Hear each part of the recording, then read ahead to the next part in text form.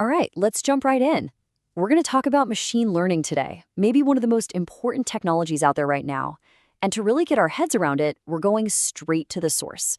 We're going to break down the big core ideas from Andrew Ng's famous Stanford lecture, the one that's basically launched 1,000 careers in AI. So, Andrew Ng starts with this really powerful line: AI is the new electricity. And you've got to just let that sink in for a second. Think about it, right?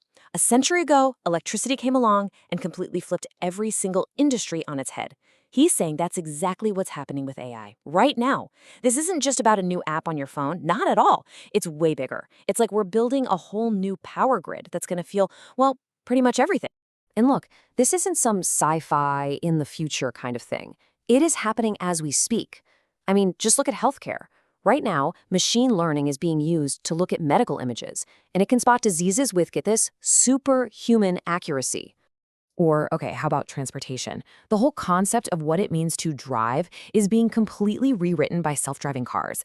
These things are learning from just millions upon millions of miles of data from the real world.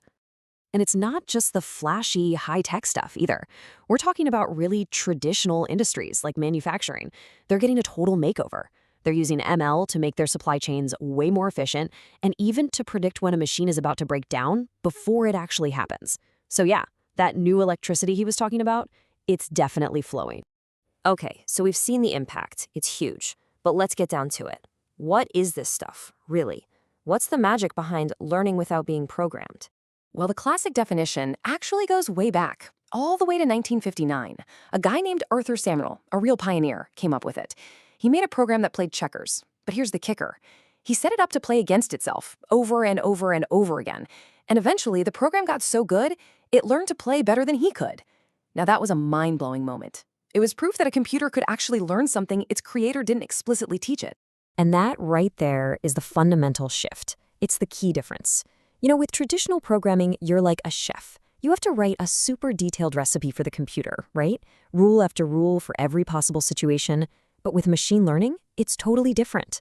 You're more like a coach. You don't give it a playbook with all the rules, no. Instead, you just show it a ton of game footage, that's the data, and you let it figure out the patterns and the winning strategy all on its own.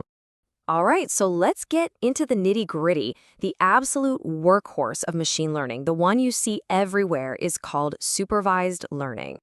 So what is it? Honestly, the best way to think about it is like you're using digital flashcards to teach a computer. It's that simple. You give the algorithm an input, say a picture, and then you give it the correct answer, the label. So you show it a photo of a cat and you tell it, hey, this is a cat. You do that thousands, maybe millions of times, and eventually it starts to see the patterns for itself. It learns what cat looks like without you ever describing whiskers or pointy ears. Now, within supervised learning, there are really two main jobs it does. First up is regression. That's just a fancy word for predicting a number, a continuous value. Think like, what's this house going to sell for? Or how many widgets will we sell next quarter?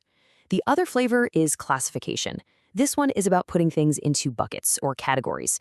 Is this email spam or not spam? Is this medical scan showing something benign or is it malignant? It's a yes-no, A-B kind of question. Okay, so supervised learning is awesome if you have all those nice clean labels. But what happens when you don't? What if all you have is a giant messy pile of data? Well, that's where things get really interesting. This is where unsupervised learning comes in to save the day.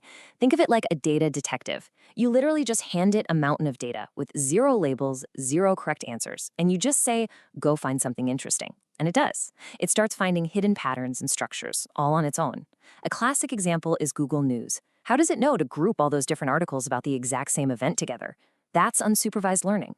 Or think about a shopping website that suddenly discovers groups of customers you never even knew you had. And that brings us to the third major type, reinforcement learning.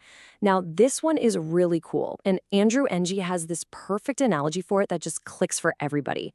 He says, honestly, it's just like training a dog.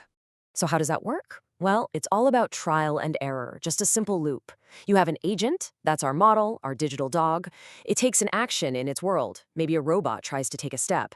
Then it gets feedback. If it did something good, it gets a reward, a digital good dog. If it messed up, it gets a penalty, a bad dog. And it just does this millions and millions of times. Over time, it learns, through all those tiny rewards and penalties, what actions lead to the best possible outcome. This is exactly how AI got so good at super complex games like Go, and it's how we're teaching robots to do things like walk and run. Okay, so we've got supervised, unsupervised, and reinforcement learning. These are incredibly powerful tools, but the bigger story here is that their rise is changing everything about how we think about building smart systems. It's a move from magic to engineering. And this quote from Nung really hits the nail on the head. He says, for a long time, doing this stuff felt like black magic, some mysterious art that only a handful of wizards in Silicon Valley knew how to do. Well, he says that time is coming to an end. What's happening is that machine learning is growing up. It's becoming a real, systematic engineering discipline. We're developing clear principles, reliable strategies, and amazing tools that let more and more people build incredible things effectively. It's less about just throwing stuff at the wall and seeing what sticks, and more about having a blueprint for success. We're taking the guesswork out of it. And honestly, that leads us to the most exciting part of this whole story. As this magic turns into solid engineering, the power to build things that can literally change the world, well, it's not just for a few giant tech companies anymore. It's getting into the hands of everyone. The tools are out there, the knowledge is spreading like wildfire, so that leaves us with one massive, open question for all of us to think about. What meaningful piece of the world will be remade next?